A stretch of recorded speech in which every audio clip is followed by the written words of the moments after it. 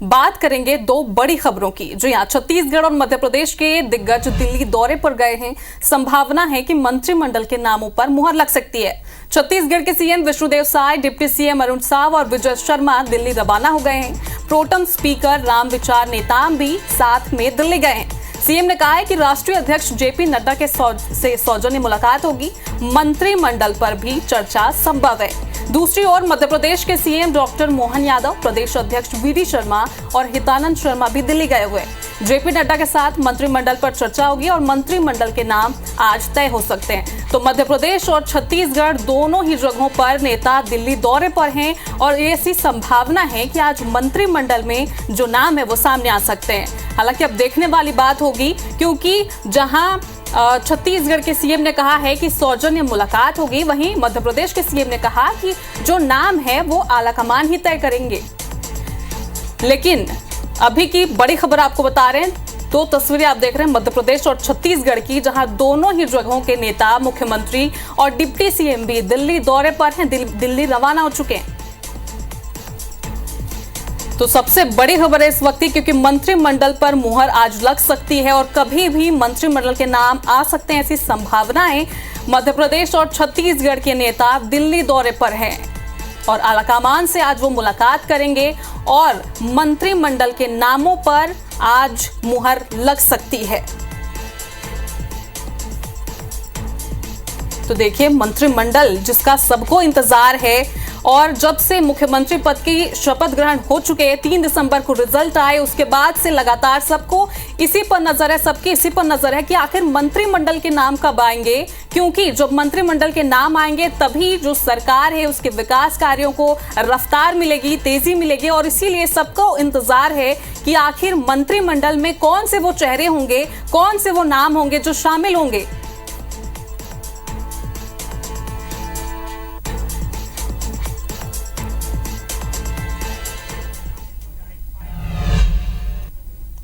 तो चलिए, इसी खबर पर हमारे साथ हमारे दो सहयोगी मध्य प्रदेश और छत्तीसगढ़ दोनों ही जगहों से जुड़े हुए हैं। रायपुर से हमारे साथ राजेश मिश्रा हैं, वहीं भोपाल से हमारे साथ नवीन सिंह जुड़े हुए हैं। तो सबसे पहले रायपुर का मैं रुख करना चाहूंगी। रायपुर से राजेश मिश्रा जुड़े हुए हैं। तो राजेश, हालांकि मुख्यमंत्री ने कहा है कि ये सौजन्य मुलाकात होगी, लेकिन सबकी नजरें जो हैं मंत्रिमंडल पर टिकी हुई हैं। तो क्या लगता है कि आज कैबिनेट के जो नाम हैं उन पर मुहर लग जाएगी?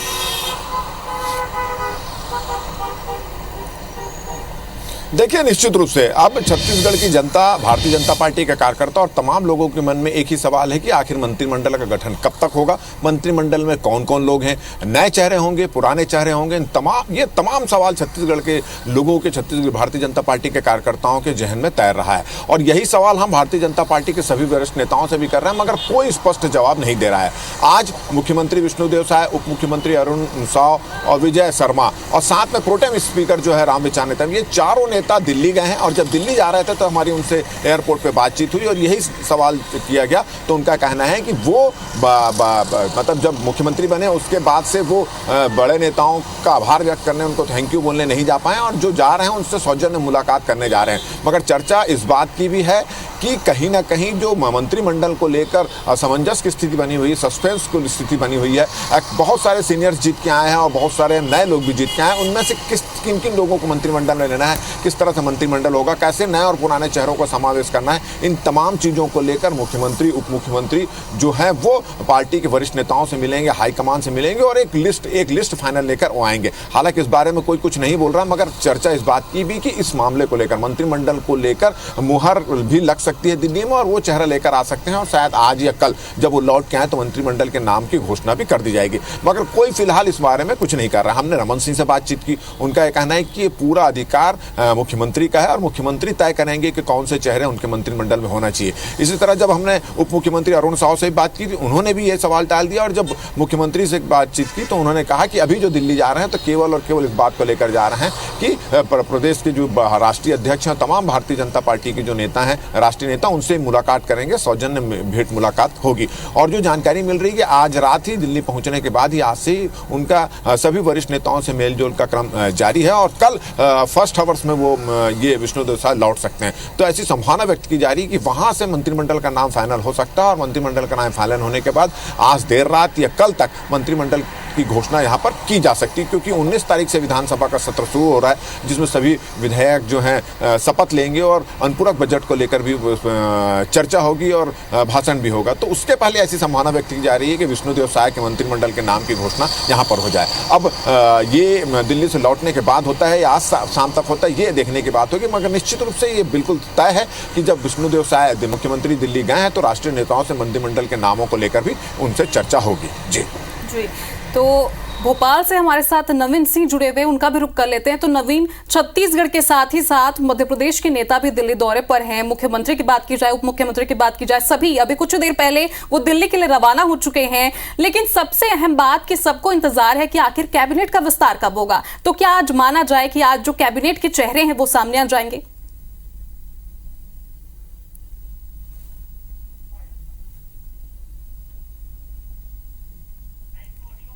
है मंत्रिमंडल के नामों का ऐलान करना और मंत्रिमंडल के नामों पर सबकी सहमति बनाना और समन्वय बनाना। सबसे बड़ी चुनौती तो मध्य प्रदेश के मुख्यमंत्री डॉक्टर मोहन यादव के सामने है, क्योंकि मध्य प्रदेश में इस वक्त भारतीय जनता पार्टी के जो 163 विधायक हैं उसमें कई विधायक ऐसे हैं जो 6-6 बार के विधायक हैं, 7-7 बार के विधायक हैं। गोपाल भार्गव जैसे सीनियर मोस्ट एमएलए हैं जो 9 बार के विधायक हैं।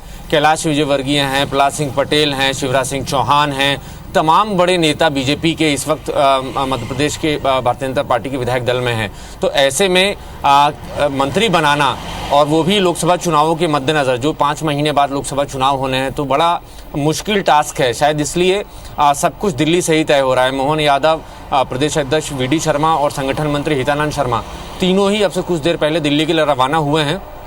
सबसे पहले मुलाकात वो राष्ट्रीय सह संगठन मंत्री शिव प्रकाश से करेंगे। शिव प्रकाश से बातचीत करने के बाद सभी लोग पार्टी के राष्ट्रीय अध्यक्ष जेपी नड्डा से मिलेंगे और जेपी नड्डा के साथ बैठकर चर्चा करेंगे। फिलहाल आज सिर्फ चर्चा होनी है जहां तक हमें लगता है रचना, क्योंकि आज फैसला हो पाना बहुत मुश्किल है। हालांकि इसके पहले की तमाम एक्सरसाइज भोपाल में हुई है। हितानंद शर्मा के साथ और वीडी शर्मा के साथ मोहन यादव ने बैठ के तमाम टेबल एक्सरसाइज की है, लेकिन सब कुछ सारे नामों पर सहमति नहीं बन सकी है। इसलिए अब आलाकमान के दरबार में उनको जाना पड़ रहा है। तो आज भी चर्चा होगी और चूंकि कल से मध्य प्रदेश के विधानसभा का सत्र शुरू हो रहा है, 3 दिनों का सत्र है, तो ये भी खबरें मिल रही है कि पहली दफा ऐसा होगा मध्य प्रदेश के इतिहास में कि सत्र के दौरान ही कैबिनेट का विस्तार हो। तो हमें थोड़ा और इंतजार करना पड़ेगा रचना।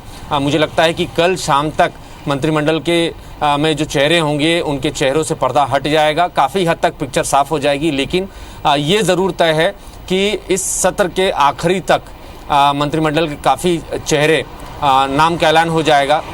हालांकि 32 मंत्रियों की जगह अभी मध्य प्रदेश के मंत्रिमंडल में खाली है, चूंकि 3 लोग शपथ ले चुके हैं मुख्यमंत्री के नाते, डॉक्टर मोहन यादव और 2 डिप्टी सीएम, और मध्य प्रदेश में 35 मंत्रियों का ही प्रावधान है, लिहाजा 32 मंत्री बनाए जा सकते हैं। लेकिन मध्य प्रदेश में 29 लोकसभा सीटें हैं और ये भी खबर मिल रही थी रचना कि 29 लोकसभा सीटों को प्रभावित करने वाले ही वो चेहरे होंगे जिन्हें डॉक्टर मोहन यादव के मंत्रिमंडल में शामिल किया जाएगा। तो अगर 29 लोगों को मंत्री बनाया जाता है और 3 ये, मतलब 32, फिर भी 3 लोगों की जगह खाली रहेगी और 3 लोगों की जगह ये आगे चल के सोशल इंजीनियरिंग के जरिए भरा जाएगा। आगे चल के महीने 2 महीने बाद अगर लगता है मध्य प्रदेश सरकार को कि फला शख्स को मंत्री बनाने से अच्छे खासा माइलेज मिलेगा लोकसभा चुनाव में, तो वो भी फैसले पर बीजेपी जाने को तैयार होगी। लेकिन फिलहाल जो लग रहा है, जिस तरीके से मशक्कत हुई है मध्य प्रदेश, छत्तीसगढ़, राजस्थान के मुख्यमंत्री चुनने में और जिस तरीके से आलाकमान ने सबको चौंकाया है, तो उसके हिसाब से लगता है कि मंत्रिमंडल में भी काफ़ी हद तक चौंकाने वाले नाम होंगे। खबर तो ये भी चल रही रचना कि गुजरात का फॉर्मूला लागू हो सकता है मध्य प्रदेश में। अगर गुजरात फॉर्मूला लागू हुआ तो कैलाश विजयवर्गीय, गोपाल भार्गव, शिवराज सिंह चौहान, ये तमाम जो बीजेपी की सीनियर लीडरशिप है, जो 4-4, 6-6 बार के एमएलए हैं, वो सब पीछे वाली कतारों में विधानसभा के भीतर बैठे हुए नजर आएंगे और सारे युवा चेहरे जो पहली बार के विधायक है, दूसरी बार के विधायक है, सब पहली रो में आपको बतौर मंत्री बैठे हुए नजर आएंगे। तो ये भी चौंकाने वाला फैसला भारतीय जनता पार्टी का आलाकमान ले सकता है। तो इसमें कोई दो राय नहीं है। जिस तरीके से तीनों राज्यों के मुख्यमंत्रियों के नाम पर चौंकाया है बीजेपी ने, तो वैसे ही उम्मीद की जा रही है। अब तो जिस तरीके से मुख्यमंत्री के नाम आए हैं रचना, उसके बाद मध्य प्रदेश भारतीय जनता पार्टी के जो फर्स्ट टाइमर एमएलए है, जो पहली बार के विधायक है, उनको भी अरमान जग गए हैं कि हाँ, शायद जिस तरीके से मोदी जी की नजरें इनायत हो रही हैं, तो अगर हम पर नजरें इनायत हुई तो शायद हम भी मंत्री बन जाएंगे। तो इस तरीके के अरमान उनके जाग गए हैं, उनकी आस जग गई है और वो फील्डिंग में भी लग गए हैं। कई फर्स्ट टाइमर जो एमएलए हैं वो दिल्ली भी दौड़ लगा चुके हैं। भूपेंद्र यादव जो मध्य प्रदेश में भारतीय जनता पार्टी के प्रभारी थे चुनाव के, उनसे भी मुलाकातों का दौर चल रहा है। जेपी नड्डा से भी मुलाकातों का दौर चल रहा है और तमाम जो बीजेपी के बड़े नेता हैं, जो प्रभावशाली हैं, जो मध्य प्रदेश की भारतीय जनता पार्टी की सियासत में थोड़ी बहुत भी दखल रखते हैं, तो उनकी गणेश परिक्रमा भी फिलहाल फर्स्ट टाइमर एमएलए कर रहे हैं। जी नवीन, वो तो देखने वाली बात होगी। नवीन, सबको इसका इंतजार है कि आखिर किन नामों पर मुहर लग सकती है। फिलहाल आप दोनों का ही बहुत बहुत शुक्रिया तमाम जानकारी के लिए।